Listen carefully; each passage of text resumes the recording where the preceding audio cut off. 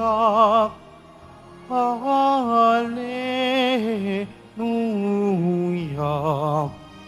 Hallelujah. Hallelujah.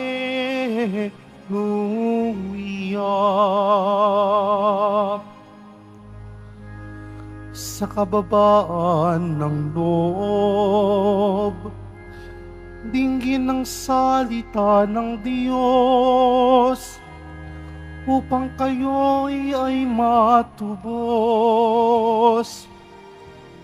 Hallelujah.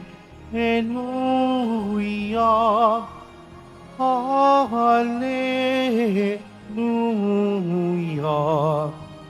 Hallelujah. Hallelujah.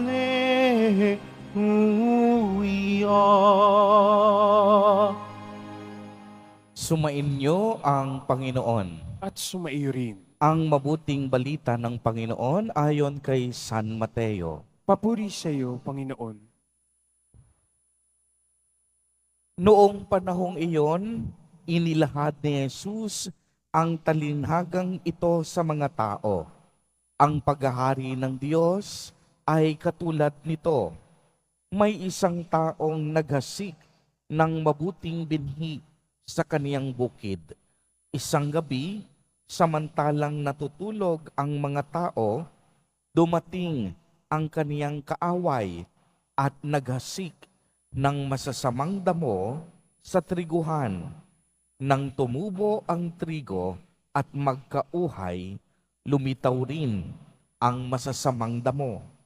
Kaya't lumapit ang mga alipin sa puno ng sambahayan at sinabi nito, "Hindi po ba mabuting binhi ang inihasik ninyo sa inyong bukid?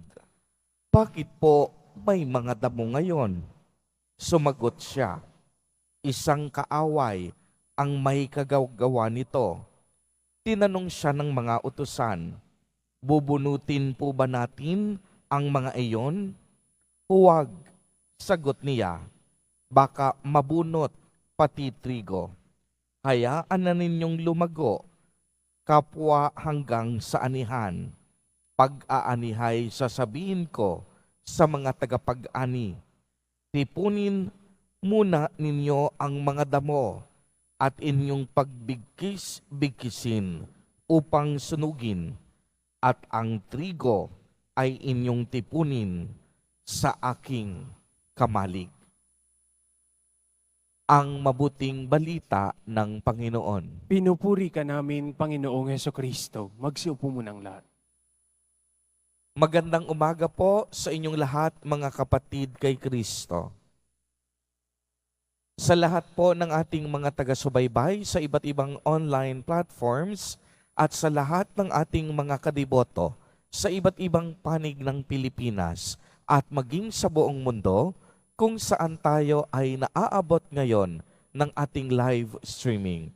Mapayapang umaga din po sa inyong lahat.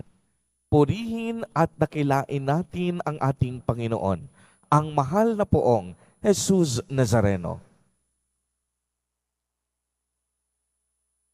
Mga kapatid kay Kristo at mga kadiboto, malugod po namin kayong tinatanggap sa Basilica Minor at Pambansang Dambana ni Jesus Nazareno. Ang talinhaga po ay sinasabing isang panlupang kwento na may makalangit na kahulugan. Madalas na gumagamit si Jesus Nazareno ng mga talinhaga bilang kasangkapan sa pagpapahayag ng malalim at makalangit na katotohanan. Ang mga kwento ay mas madaling tandaan at ang mga tauhan ay madaling makilala at mayaman ito sa kahulugan. Ang talinhaga ay karaniwang ginagamit ng mga Hudyo sa pagtuturo. Sa ministeryo ni Jesus Nazareno, gumamit siya ng pagkakahalintulad sa mga pangkaraniwang bagay sa kaniyang pagtuturo, gaya ng asin, tinapay, mga tupa, at iba pa, na ang mga kahulugan ay napakalinaw. May yugto naman ng kaniyang ministeryo na nag-umpisang magturo sa pamamagitan lamang ng mga talinhaga. Ang katanungan, bakit minabuti ni Jesus Nazareno na magturo sa pamamagitan ng talinhaga sa halip na direktang ituro ang nais niyang malaman ng tao? Ang halimbawa na lamang ay sa ating ebanghelyo sa araw na ito. Gumamit si Jesus ng talinhaga tungkol sa masamang damo at naunawaan natin na ang bukid ay ang siyang sanlibutan. Ang taong pinaghaharian ng Diyos ay ang mabubuting binhi at ang mga taong pinaghaharian ng Diablo ang masasamang damo. Ang kaaway na naghasik ng mga iyon ay walang iba kung hindi ang puwersa ng kasamaan o ng Diablo. Sinabi ni Jesus sa atin ngayon na ang kaharian ng Diyos ay maitutulad sa isang taong naghasik ng binhi sa kaniyang bukid. Natutulog siya kung gabi at bumabangon kung araw, samantala ang mga binhi tahimik na tumutubo at lumalago. Ngunit hindi nila alam na naghasik din ang mga taong may masamang balak, naghasik ng masasamang damo. At pagkatapos niyon, sabay na tumubo ang trigo at damo. Kung inyong mapapansin, pumunta ang mga tauhan sa kaniyang amo at nagtanong kung bubunutin bang pareho o bubunutin muna ang masasamang damo. At ang sabi ng amo, huwag bunutin sapagkat mabubunot din ang mabubuting trigo. Ano pong ibig sabihin nito? Nangangahulugan na ang ating Diyos hindi nagpapabaya kapwa sa mabuti at makasalanan. Ang ating Diyos iniibig ang mababubuti at ang masasama. Ang masasama, binibigyan ng pagkakataon upang magbago. Ibig sabihin nito, mahal ng Diyos ang kaniyang mga anak. Mahal ng Diyos ang lahat ng tao, kahit ang iba sa atin naging masama at naging makasalanan. Magkagayon man tayo, binibigyan pa rin tayo ng Diyos ng panahon at pagkakataon upang ituwid ang ating mga kasarili. Sa katunayan, ang paghahari ng Diyos ay para sa ating lahat. Sa talinhaga, sinasabing sa pagdating ng pag-ani na nangangahulugan ng paghuhukom, darating ang anak ng tao at doon na ihihiwalay ang masama at ang mabuti.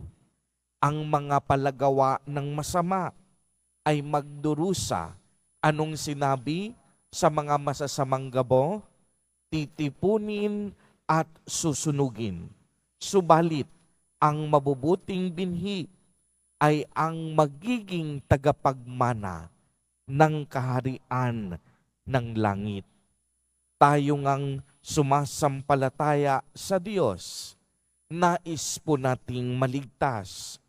Tulad ng mabuting binhi, alam nating kumikilos ang Diyos sa ating buhay. Kamakailan lamang nakaranas tayo ng matinding pag-ulan, ng matinding pagbaha, at naramdaman natin na hindi tayo pinabayaan ng Diyos. kumikilos siya sa ating buhay. Kumikilos siya sa kaniyang katahimikan. Kumikilos siya sa mga pagkakataong hindi natin alam. Kagaya ng mabubuting binhi, pinalalaki ng Diyos ang ating pananampalataya. Sabi nga ni Mother Teresa of Calcutta, in the silence of the heart, God speaks. If you face God in prayer and silence, God will speak to you. Mga kapatid kay Kristo at mga kadiboto, ang habilin sa atin ngayon ng ating Poong Jesus Nazareno, makinig ang may pandinig, naway bilang mabubuting binhi ay ating maipangaral din ang kaligtasang hatid ng Diyos sa atin, ang kaniyang mga salita, ang kaniyang mga aral, at ang kaniyang mga gawa. Ang ating tungkulin ngayon ay maging tagapaghasik ng kabutihan at pagmamahal sa mga tao. Kumbaga, sa pagtatanim ng binhi ay katulong at katuwang tayo ni Jesus Nazareno na maghasik ng kabutihan sa mundo. Alam naman natin na ang Diyos hindi magpapabaya. Ang Diyos ang siyang tutulong sa mga binhi upang lumago, maging mabuti at mamunga ng lubusan. Amen. Purihin at dakilain natin ang ating Panginoon, ang mahal na Poong Jesus Nazareno.